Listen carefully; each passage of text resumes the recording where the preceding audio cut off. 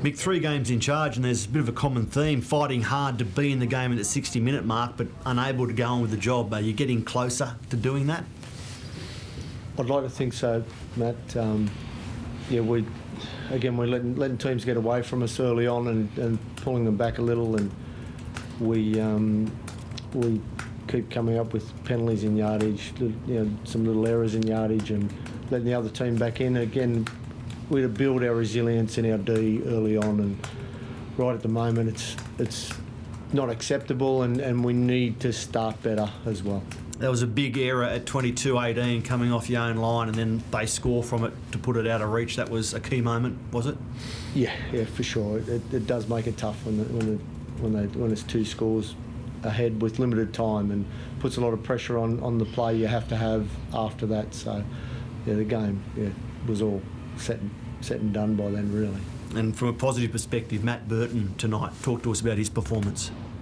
Yeah, I was happy with Matt. He mixed his game up well, and he troubled the opposition, and he kicked the ball well. He's a complete player, and I really enjoy coaching him. On another positive note, I think Jake Amarillo went pretty well at fullback. Can you maybe explain the thinking there, just in terms of naming Allen and then playing Amarillo from the start at the back?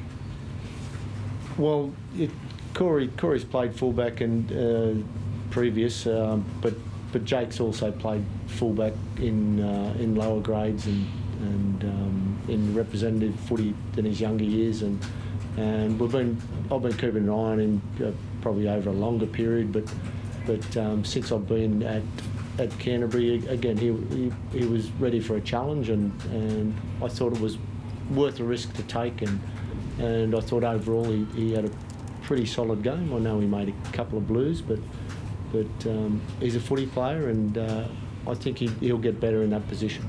Is it something that we can expect going forwards, that we're going to see him to the end of the year or for a couple of weeks? Oh, we'll see him there next week, I think. Again, there was a couple of overplays there early on, but there was signs of life there, and I thought I thought he overall had a solid game. Josh, really good touches from Josh Addo-Carr tonight. As a teammate, did you see a bit of fire in him this week after missing out on the Origin team? Well, that's what he's like every week. I don't think that really played a factor. It was great this week. You wouldn't have known that he missed out on it. He's always energetic, and we saw that tonight. He chases everything, and he competes, and that's why he's such a good player. So I know he was a little bit disappointed at the start of the week, but if he keeps performing like that, he's going to put pressure on the players that are in there. So he was fantastic. I'm guessing you'd endorse him for an Origin recall? Yeah, absolutely. Like I said, mate, you know what you're going to get from him every week. He's high energy and he's competitive. So that's what Origin's all about for me. And people talking about the outs Penrith had, but some pretty significant outs for you guys with Luke Thompson and Tavita Pangai in the forward pack. Did you feel like you guys missed them tonight? Yeah, I thought so. Particularly at the start of the game, I thought we were probably struggling a little bit to get out of yardage, and that's where those 2 guys excel. Yeah, for me, it's just similar story to the last couple of weeks. Poor discipline, particularly in yardage, and then decision making with the footy in crucial parts of the game was poor again tonight. And until we start learning how to control the footy and how to manage a game, it's going to be very hard for us to win. And that's not saying that we're that far away, because we had them at, what was it, 2018 or 22-18 at one point. That's where we've got to be smarter and manage the game a bit better. Mick, do you think you'll get any of those 2 fellas back, Tavita and Luke, next week? Oh, there's a possibility. I'm not 100% sure, so we'll just have to just wait and see. So, again, I think that the team that we had out tonight, I think, can do a good job, and as Josh said about our decision making, was just a little bit erratic and a bit too bubbly and in the situations, and making errors in yardage, just not good enough. Giving penalties away in yardage, not good enough. 3 of the tries, two from kicks, and obviously Burton close to the line. In spite of that, you're still seeing a bit more coherence when you've got the ball in hand. Yeah, well, I think we're actually breaking teams up a little bit more, and I'm actually, apart from our overplaying, I'm quite happy with our attack, but again, we're just giving the other team too many opportunities, and we're not resilient enough to hold them out. Do you think there's... Sorry. Do you think there's... I'd like to know what you think in terms of benchmarking, obviously, because Penrith away is like a pretty big ask for any team in the NRL, let alone one that's obviously not had a great season such as yourselves.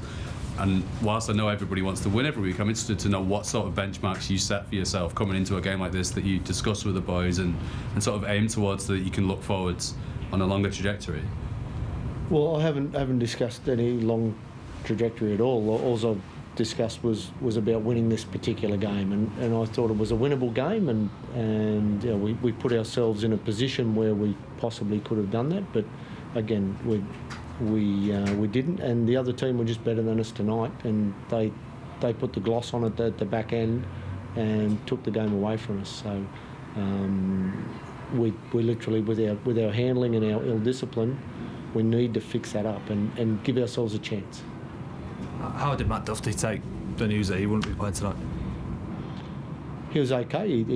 He obviously he wasn't happy about it, but again, he was amongst all the team tonight. He was on standby, and he was upbeat. So, you know, he's a professional, and I think, you know, he's a possibility of bouncing back and being back in the frame. But he'll now get to play tomorrow up in Newcastle and see what he can come up with.